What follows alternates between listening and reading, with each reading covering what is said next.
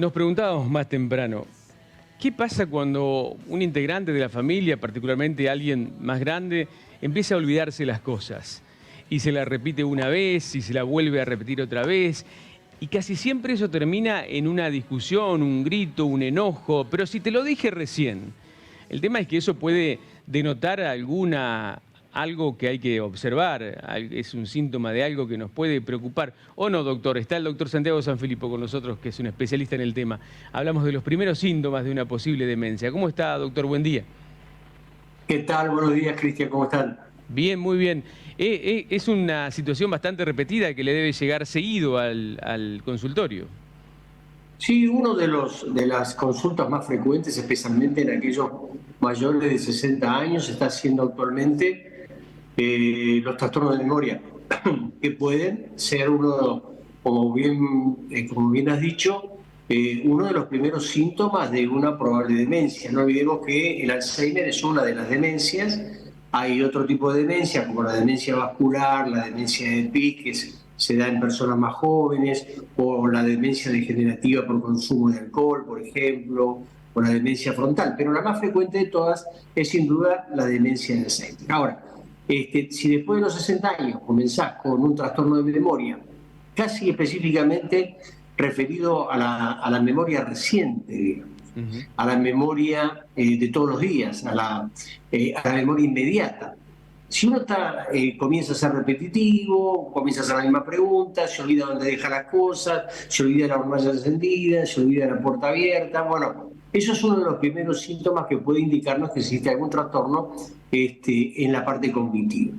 Y el gran tema es qué hacer con eso, Sí. ¿no, doctor? Porque decía, la primera reacción casi siempre de la familia es enojarse. Casi que naturalmente la gente se enoja porque primero no advierte que algo está pasando. Entonces, el tema es qué hacer en esos casos. Eso es muy frecuente que el que está al lado, el que convive, se enoje fácilmente porque o el otro paciente o el paciente se le olvidó la hornalla encendida, o está, como vos bien he dicho, repetitivo y preguntando las mismas cosas 2, 3, 4, 5 veces por día y no recordándolas después como que nunca las había hecho. Bueno, eso produce una reacción en la persona que convive o la que está al lado, y por lo general siempre es de enojo y de irritabilidad, y eso es como un biofeedback, y eso hace que también la persona que se olvida también se enoje, responda mal, y eso trae trastornos de comunicación y trastornos de convivencia muy importantes. Entonces, el trastorno de memoria debe ser una alerta. El trastorno de memoria debe hacer que uno consulte, por lo menos para descartar que tenga una enfermedad de Alzheimer, que sea lo que nosotros llamamos un deterioro cognitivo mínimo, es un trastorno de memoria exclusivamente, y que no sea una patología mucho más importante como es una demencia. Claro. Mucha gente que vive sola requiere a partir de ese momento algún acompañamiento, ¿no? Porque también eso pone en riesgo su integridad, su salud, olvidarse de algo que puede ser peligroso.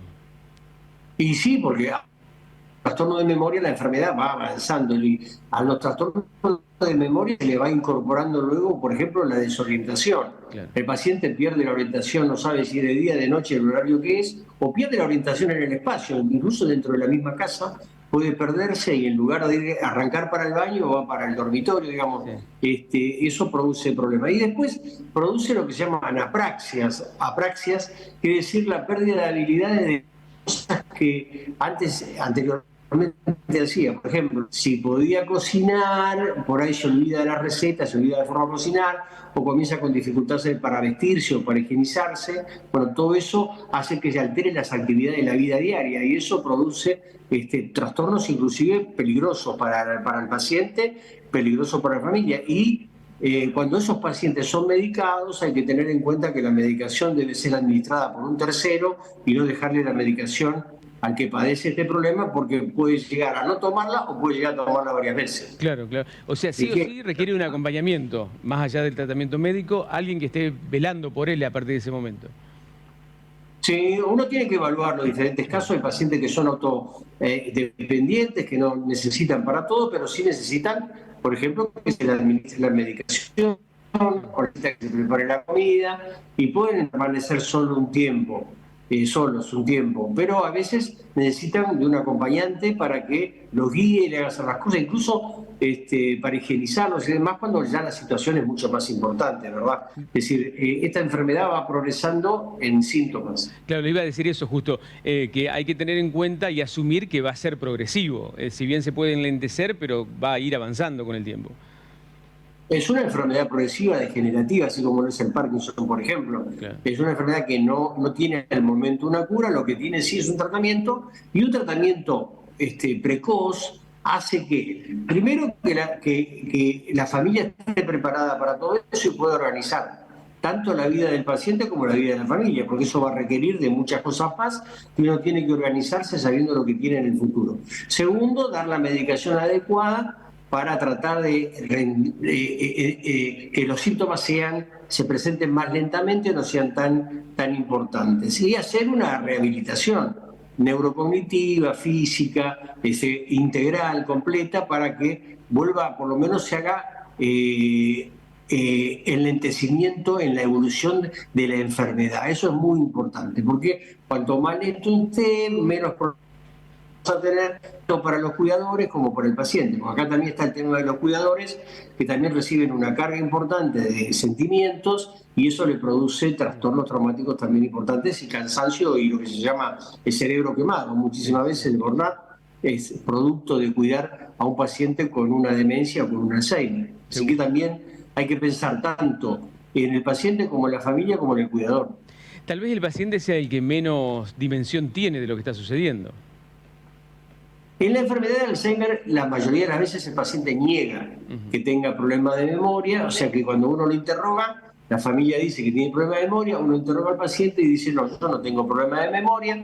Algunos reconocen que sí tiene por ahí algunos trastornos de memoria, pero la mayoría desconoce los síntomas y no tiene idea de todo eso. Y en algún momento incluso tiene apatía, falta de interés, se lo nota depresivo, se lo nota caído, y ni responde ni se comunica, por ejemplo, pierde y se vuelve muy negativo, con trastornos, dificultad para comer, dificultad para higienizarse, no quieren, hay un negativismo muy importante en la conducta. Algunos pacientes incluso pasan de la depresión a la excitación psicomotriz y se vuelven irritables, se enojan fácilmente, pueden tener alucinaciones. Es decir, el cuadro es bastante complejo, pero va a depender de cada paciente y de lo que se haga con una detección precoz, que es muy importante. Interesantísimo, doctor, y sé que es muy representativo de lo que puede pasar en muchas familias de personas que nos están viendo. Seguimos charlando la próxima semana, si a usted le parece. Sí.